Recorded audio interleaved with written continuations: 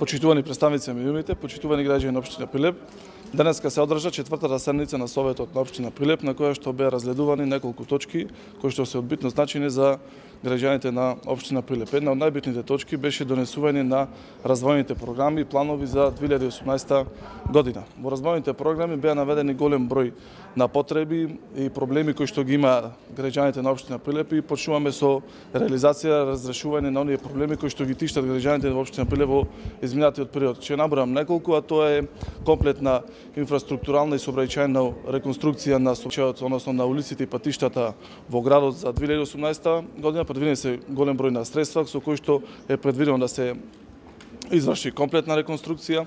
Предвидени се средства за регулација на речното корито. Знаете дека големи проблеми се случуваат кога се временски неприлики, со една цел да ги заштитиме граѓаните и објектите од временските неприлики кои што би се случувале. Развојните програми се најбитниот дел и акти во состав на Советот на општина Прилеп, кој што Советот заклучно со законите ги има обврска до 15 ноември да ги достави на разгледување на Советот и да ги изгласа. Друга точка на дневен ред беше одлука за формирање на помал број на паралелки во основните и средните училишта. Онаму знаете дека законската норма која што е да не надминува 25 ученици мора да има согласност од соодветното Министерство за образование и основачот е должен да побара согласност од Министерството за образование. Согласностите од страна на Министерството за образование се беа доставени и до Советот на општина Прилеп и Советот едногласно ги усвои овие одлуки.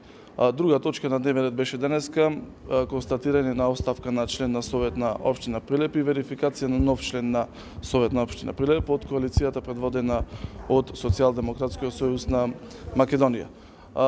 Една новина во Советот на општина Прилеп, продолжуваме секојдневно она кое што го најавив на претходната седница на Советот, тоа дека ќе работиме максимално и транспарентно.